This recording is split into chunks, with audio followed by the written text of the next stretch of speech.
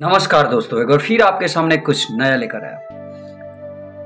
मंजिल पाने में मजा कब आता है? जब आप पूरी तरह से खुश रहते हैं। ये बात 100% सही है। जब आप अंदर से खुश रहते हैं, खुशी का कोई ठिकाना नहीं होता आपके पास, तो आप अपने लक्ष्य पे जाने में पूरी तरह से समर्थ हो जाते हैं। तो जिंदगी में खुश होना भी बहुत ही बड़ी बात है। जब आप खुशी नहीं रहेंगे तो किसी चीज को शिद्दत से करेंगे कैसे, मेहनत कैसे कर पाएंगे? तो सबसे बड़ी बात है खुशी।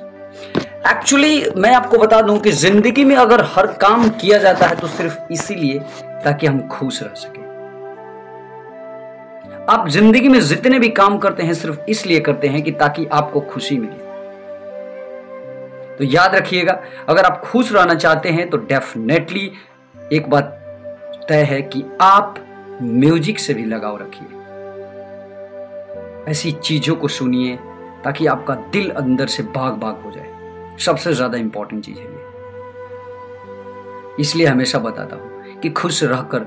अब इस एक छोटा सा किस्सा आपको आज फिर बताने वाला हूं। ये कुछ इस तरह से है कि आप इसे इमेजिन कीजिएगा।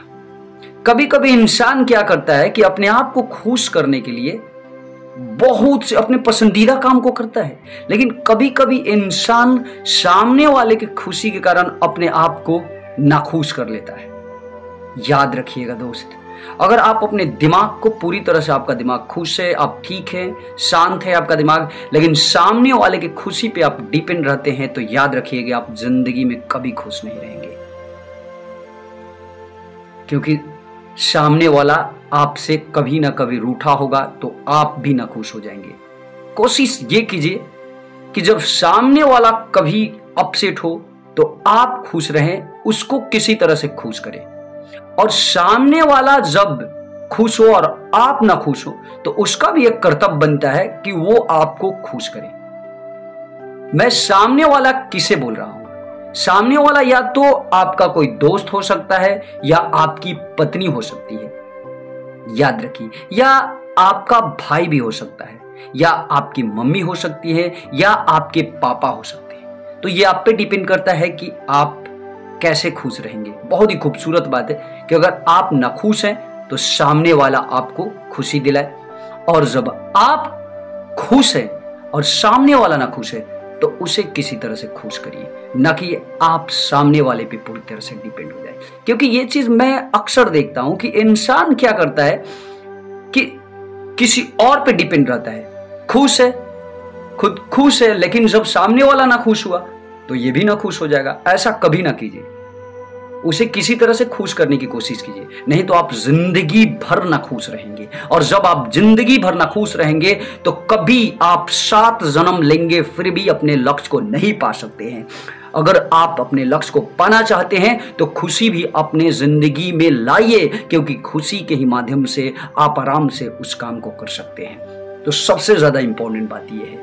अब रही बात खुश करने के लिए क्या करें, म्यूजिक से भी लगाव रखना चाहिए। आप वेद अगर पढ़े होंगे तो 4 वेदों में से एक वेद साम वेद ऐसा है कि पूरा संगीतों से भरा पड़ा है। तो आप इस चीज को देखिए। इसका मतलब कि संगीत क्यों?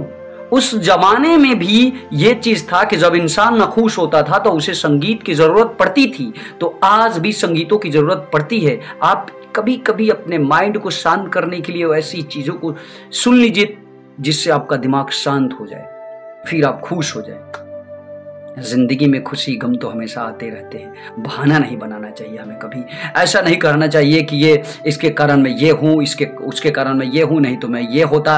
और जिंदगी में अगर आप कोई ऐसा सोच रहे हैं कि आपके पास बहुत ही बड़ी दिक्कत है तो आप उन महावीरों को याद कीजिए, उन हस्तियों को याद कीजिए जो जीवन में पग पग पर स्ट्रगल झेल करके उस बुलंदियों पर पहुंचे हैं। अगर आपको इतना ही डर है अपने जिंदगी से, अपनी कठिनाइयों से आपको बहुत जूझना पड़ता है, तो आप भीमराव अंबेडकर के जीवनी को पढ़ के देखिए। तब आपको पता चलेगा कि मेरे पास जो प्रॉब्लम है वो कुछ है ही नहीं। ऐसे ऐसे बहुत से महान हस्ती हैं जिनके जिंदगी आप अगर भली भांति समझ जाएंगे तो आप उनसे कंपेयर करके हमेशा ये फील करेंगे कि मैं भी वो कर सकता हूं। उतना झेल कर जब इंसान कर सकता है तो दोस्त कभी अपने जीवन में बहाना मत बनाइए। खुश रहिए, लक्ष्यों को हासिल करने में पूरी तरह से समर्थ रहिए और बनिए, नहीं है तो कोशिश करते रहिए। तो बस आज के लिए इतना ही था और अंत में आपको खुश करने के लिए ही एक खूबसूरत छोटा सा गजल पेश करता हूं। ये बहुत ही खूबसूरत गजल है, ध्यान से सुनिएगा इस गजल को।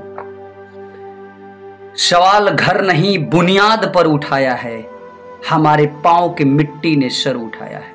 हमेशा सर पे रही एक चट्टान रिश्तों की, यह बोझ वह है जिसे उम्र भर उठाया है। मेरी गुलेल के पत्थर का करनामा था, मगर यह कौन है जिसने समर उठाया है। यही जमीन में दबाएगा एक दिन हमको, यह आसमान जिसे दोष पर उठाया है। बुलंदियों को पता चल गया कि फिर मैंने हवा का टूटा हुआ एक पर उठाया है। महाबली से बगावत बहुत जरूरी थी, महाबली से बगावत बहुत जरूरी थी। कदम यह हमने समझ सोच कर उठाया है।